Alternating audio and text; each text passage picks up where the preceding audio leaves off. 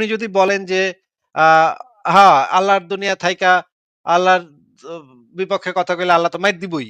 এটা যদি আপনি বলেন, "হ, ঠিক আছে মাইর দিব। যদি আল্লাহ থাকে তাইলে না হয় মাইর দিল।" কিন্তু ওই মাইর দেয়াটা নৈতিক হবে কিনা আমাদের কোয়েশ্চেন হচ্ছে সেইটা। কারণ আল্লাহ পাক তো আমাদের কাছে কোনো প্রমাণ অবজেক্টিভ কোনো প্রমাণ দেন নাই।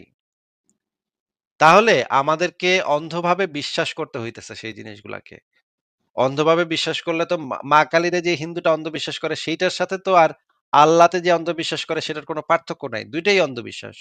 ২ টার সপক্ষেই কোনো যুক্তি নাই। তাহলে আমরা কিসের ভিত্তিতে বুঝবো যে আল্লাহ আছে মা কালী নাই? বা একজন হিন্দু কেমনে বুঝবে যে মা কালী আছে আল্লাহ নাই? এটা কেমনে বুঝবো ভাই বলেন তো? উম আ এটা বোঝা এটা তো সম্ভবত সবাই যার, যার ধর্মকে সত্য বলে মনে করতেছে। এবং এটা যার, যার ধর্মে এটাও বলা আছে যে তোমরা এগুলো নিয়ে বেশি ঘাটাঘাটি, খোঁচাখুচি, সন্দেহ কইরো না। করলে তোমরা জাহান্নামে যাইবা। পিটান খাইবা। জাহান্নামে গিয়া তোমাদের শিক-কাবাব করব। এখন এইগুলা তো ভাই তাইলে কোন যুক্তির কথা হইল না। এগুলা তো হইল গিয়া মানে অন্ধবিশ্বাসকে চাপায় দেয়া, তাই না? আম হ্যাঁ, আচ্ছা এখন আপনাকে আমার প্রশ্ন হচ্ছে যে আল্লাহ তো মানুষকে আ দিয়ে জাহান্নামীদের কাজ এবং জান্নাতীদের কাজ করায় নেয়, তাই না? উম আন হো না আমি যতটুকু শুনছি যে মানে সবার জ্ঞান বা আচ্ছা এটা আমরা নবী মুহাম্মদের মুখে থেকে শুনি দেখি আমরা নবী মুহাম্মদ কি কইছে এই বিষয়ে।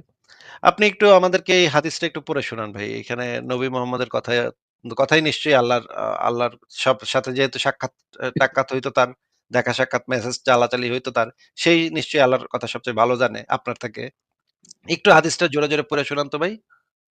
আ ভাইয়া ভুলটুকু পড়বো নাকি শুধু মার্ক করাটুকু? আপনি এই যে এই ওমর বলেন এ সম্পর্কে রাসূলুল্লাহ এখান থেকে পড়েন। আচ্ছা।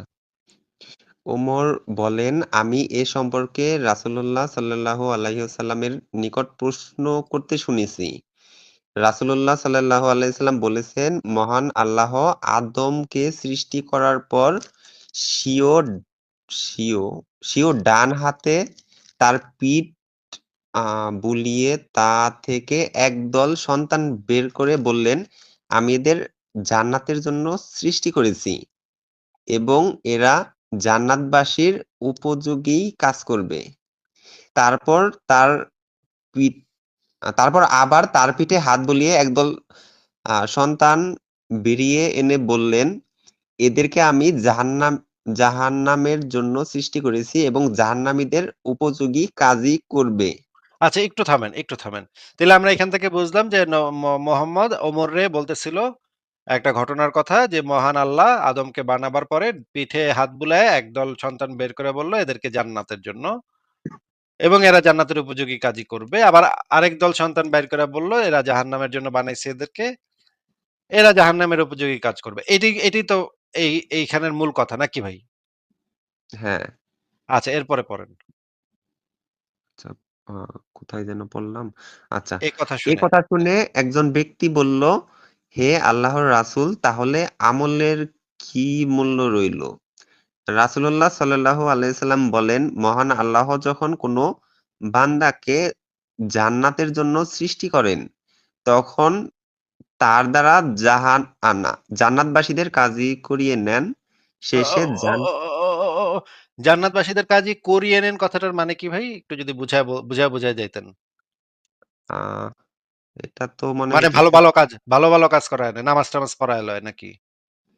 হ্যাঁ, এরকমও তো শুনছিলাম যে আল্লাহ নাকি ওই ভালো কাজ করায় আর শয়তান নাকি এই খারাপ কাজ করায় না, এরকম না, না। আপনি কি শুনছেন সেটাই এখানে বিবেচ্য না। এটা একটা সহিহ হাদিস, তাহকিককৃত সহিহ হাদিস। এইখানে কি বলা আছে শুধুমাত্র সেটা বলেন। আ মহান এ আল্লাহ যখন কোন বান্দাকে জান্নাতের জন্য সৃষ্টি করেন তখন তার দ্বারা জান্নাতবাসীদের কাজই করিয়ে নেন। মানে ঈমানের কাজ মানে নামাজ, রোজা, হজ, যাকাত এগুলো করায় নেয় নাকি? আ হ্যাঁ, তাই তো মনে কে হইতেছে। করায় নেয়? কে করায় নেয়? আল্লাহ করায় না। আচ্ছা, আচ্ছা। এরপরের অংশটুকু পড়েন। আচ্ছা, জান্নাত করে নেন। শেষে সে জান্নাতীদের কাজ করেই মারা যায়। আর আল্লাহ এর বিনিময়ে তাকে জান্নাতে প্রবেশ করান। আ আর যখন তিনি কোন বান্দাকে জাহান্নামের জন্য সৃষ্টি করেন, তখন তার দ্বারা জাহান্নামীদের কাজ করিয়ে নেন। অবশেষে সে জাহান্নামীদের কাজ করে মারা যায়। মানে জাহান্নামীদের কাজ কি? মানে মনে করেন এই যে নবীকে কটূক্তি করা, আল্লাহকে কটূক্তি করা, কোরআনকে নিয়ে ব্যঙ্গ বিদ্রূপ করা, এরকম জাহান্নামীদের কাজ করিয়ে নেন নাকি? কে করিয়ে নেন ভাই? আল্লাহ করিয়ে নেন। ও, মানে আমি যে এই নবীরে লুচ্চা নবী মোহাম্মদ বলতেছি, এটা আমাকে দিয়ে তাহলে কে করায় নিচ্ছে ভাই? আ এটা তো এখানে লেখা আল্লাহ করিয়ে নিতেছে। ও, তাহলে জাহান্নামে কে যাবে ভাই এটার জন্য? এটার জন্য আমরা মানে মানুষ জাহান্নামে আমি যাবে। জাহান্নামে যাব। আচ্ছা। আমি যাব কারণটা কি ভাই? আল্লাহ পাক আমাকে দিয়ে করায় নিতেছে, এইজন্য আমি জাহান্নামে যাব। ওয়াও! ফ্যান্টাস্টিক তো। আচ্ছা, শেষ করেন। হাদিসটা পড়া শেষ করেন। অবশেষে সে জাহান্নামীদের কাজ করে মারা যায়। তারপর তিনি তাকে জাহান্নামে প্রবেশ করান। এইবার একটু এই হাদিসটা, এটা একটা সহিহ হাদিস দেখা যাচ্ছে যে এটা একটা সহিহ হাদিস। এটা দেখছেন আপনি? হ্যাঁ, এটা একটা তাহকিককৃত সহিহ হাদিস, মানে ডবল সহিহ, হ্যাঁ? আপনাকে আমার জিজ্ঞাসা যে এই হাদিসটাতে যা বলা হইছে, যে আল্লাহ পাক জাহান্নামীদের কাজ এবং জান্নাতীদের কাজ করায় নেয়। এবার আপনি আপনার মতামতটা দেন এই হাদিসটা সম্পর্কে। কি বুঝলেন এটা পইড়া? আ এটা পইড়া মনে হইতেছে আল্লাহ যদি করায় নেয় তাহলে এই শাস্তি মানুষ পাবে কেন? ওমা! আল্লাহ চাইছে এইজন্য পাবে। আ আল্লাহর দুনিয়া, আল্লাহ বানাইছে। আবার কে কে আবার কথা কইবে এটা নিয়া? কারো কথার কি আল্লাহ পাত্তা দেয়? আ আল্লাহর দুনিয়া আল্লাহ বানাইছে, কাউরে জাহান্নামের কাজ করায় নিবে, কাউরে জান্নাতের কাজ করায় নিবে। ওরে জাহান্নামে পাঠাবে, জান্নাতে পাঠাবে। আল্লাহর ইচ্ছা। আপনি এখানে আ মানে পাকনামি করার কে? এটা তো ভাই তাহলে ডিক্টেটরের মতো কথাবার্তা হয়ে গেল না? এরই তো আমরা বলতেছি যে এটা ডিক্টেটর, এটা ডিক্টেটরশিপ। এটা একটা ফাইজলামি, বান্দরামি করতেছে আল্লাহ পাক।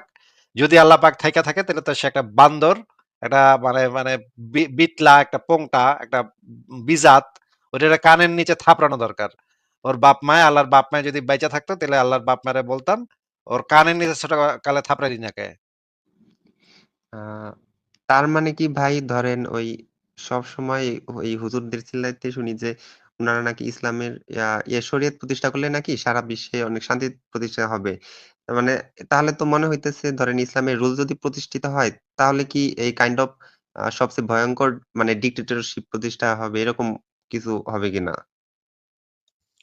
সবচেয়ে ভয়ঙ্কর ডিক্টেটরশিপ প্রতিষ্ঠা হবে কিনা সেই বিষয়ে বলতে পারব না। তবে মানুষের যে রাইট, মানুষের যে অধিকার সেটা ভায়োলেট হবে। যেমন একজন মানুষের অধিকার থাকা উচিত, সে কি বিশ্বাস করবে, সে কি বিশ্বাস করবে না। এইটা তো একজন মানুষের অধিকারটা থাকা উচিত, নাকি বলেন? আ হ্যাঁ, এটা তো আ থাকা উচিত। কিন্তু ইসলামী শরীয়তে কেউ যদি ইসলাম ধর্ম ত্যাগ করে তাহলে তাকে মাইরা ফেলা হয়, জবাই করা হয়। তাকে বলা হয় মুরতাদ, এবং মুরতাদের একমাত্র শাস্তি হচ্ছে মৃত্যুদণ্ড। আ এটা কি শুধু আ ধরেন যারা মুসলিম থেকে অমুসলিম হবে এটা শুধু তাদের জন্যই? যারা মুসলিম যদি ইসলাম ধর্ম যদি ত্যাগ করে তাহলেই তাদের সাথে তাদের জন্য প্রযোজ্য। এই জিনিসটা তো একজন মানুষের বিশ্বাস করার অধিকার বা বিশ্বাস করার স্বাধীনতাকে ভায়োলেট করলো নাকি? আ হ্যাঁ, এটা তো করল। কিন্তু আমি আ ছোটবেলা থেকে শুনছি যে আ আল্লাহ জ্ঞান বুদ্ধি দিছে। তো এটা দিয়ে নবীরা নাকি এরকম মূর্তি কথা বলতে পারে না। কিছু নড়াচড়া করতে পারে না। তো নবীরা ছোটবেলায় বুঝতো যে এ এরা তাহলে কেমনে আল্লাহ তো কথা কইতে আল্লাহ পারে হয়। না। আল্লাহ কি কথা কইতে পারে? এটা দেখান আমারে, তাইলে আল্লাহ যে কথা কইতে পারে এটা একটু দেখান আমারে। মূর্তি বুঝলাম, মূর্তি না হয় কথা কইতে পারে না। ঠিক আছে, যুক্তি ঠিক আছে। মূর্তি কথা কইতে পারে না। কিন্তু আল্লাহ যে কথা কইতে পারে এটা কি আপনি দেখাইতে কোনো পারবেন? কোনো হিন্দুর বাচ্চা হিন্দুও মনে করে না যে মূর্তি আসলে কথা বলতে পারে। সে হ্যাঁ, যত এটা হ্যাঁ, বড় তো ইনফেক্ট যত বড় হিন্দু হোক, সে মনে করে না যে মূর্তি আসলে কথা বলতে পারে। মূর্তি কোনো কেরামতি করতে পারে এটাও বিশ্বাস করে না। তারা বলে যে এইটা হচ্ছে তাদের প্রতিমা। প্রতিমার কাছে ইয়া চায়, করে অ্যাকচুয়ালি হচ্ছে গিয়ে ভগবান। মূর্তির যে আলাদা কোনো ক্ষমতা আছে এটা তো তারা হিন্দুরা বিশ্বাস করে না। আ জি, জি, জি। ঠিক আছে তা মুসলিম ভাই, আপনি ওই হাদিসটা, যেই এই হাদিসটা এই দেখালাম। ধারণাটা আপনারা পাইছেন হচ্ছে যে কোরআনে যে ইব্রাহিমের গল্প বলা আছে যেখানে ইব্রাহিম যে মূর্তি ভাঙছে, মূর্তি ভাঙার সবচেয়ে বড় মূর্তির হাতে একটা কোদাল বা কিছু একটা দিয়ে রাখছিল। পরে বলছে যে বড় মূর্তি সবাই ভাঙছে। এই ধরনের গাধা মার্কা বিশ্বাস শুধুমাত্র হচ্ছে মুসলমানদের ইব্রাহিমের থেকে আসে, আর তো কারোর থেকে আসেনি এটা। এইরকম এরকম এরকম বড় গাধা, ইব্রাহিমের চেয়ে বড় গাধা তো আর কেউ ছিল না। হ্যাঁ, এই গল্পটাই শুনছি, মানে পড়ছিলাম হলো ধর্ম বইয়ে। ঠিক আছে মুসলিম ভাই, আপনাকে যে হাদিসটা দেখাইলাম সেই হাদিসটা নিয়ে একটু চিন্তা করবেন এবং ভাববেন এবং আহ, একটা যাচাই করে দেখবেন আর কি। হাদিসটা যদি আপনি যাচাই করতে পারেন, আপনার কাছে যদি বই থাকে বা অনলাইনে পাওয়া যায়, পিডিএফ পাওয়া যায়, পিডিএফ নামায় সেই হাদিসটা পড়ে দেখেন, যাচাই করে দেখেন। ঠিক আছে? ঠিক ঠিক আছে ভাইয়া, ভালো থাকবেন তাহলে।